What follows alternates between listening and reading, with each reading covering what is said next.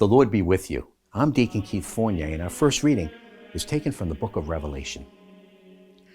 Now in my vision I saw a white cloud, and sitting on it, one like a son of man with a gold crown on his head and a sharp sickle in his hand. Then another angel came out of the sanctuary and shouted at the top of his voice to the one sitting on the cloud, "Ply your sickle and reap. Harvest time has come, and the harvest of the earth is ripe." Then the one sitting on the cloud set his sickle to work on the earth, and the harvest of earth was reaped. Another angel, who also carried a sharp sickle, came out of the temple in heaven. And the angel in charge of the fire left the altar and shouted at the top of his voice to the one with the sharp sickle, "Put your sickle in and harvest the bunches from the vine of the earth.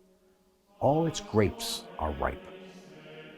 So the angel set his sickle to work on the earth and harvested the whole vintage of the earth and put it into a huge winepress, the winepress of God's anger.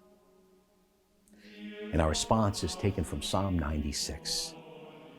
Say among the nations, Yahweh is king. The world is set firm, it cannot be moved. He will judge the nations with justice. Let the heavens rejoice and earth be glad. Let the sea thunder and all it holds.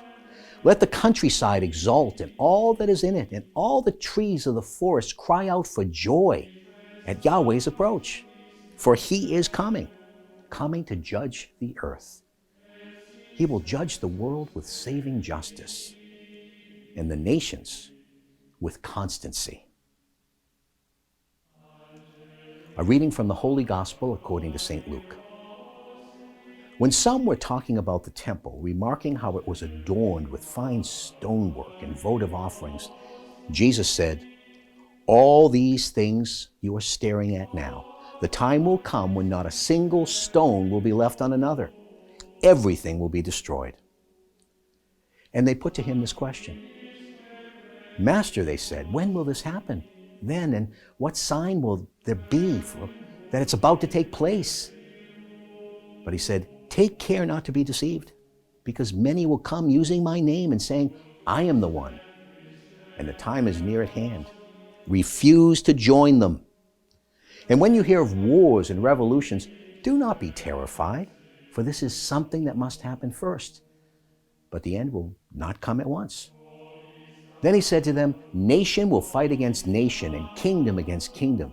There will be great earthquakes and plagues and famines in various places. There will be terrifying events and great signs from heaven." The Gospel of the Lord.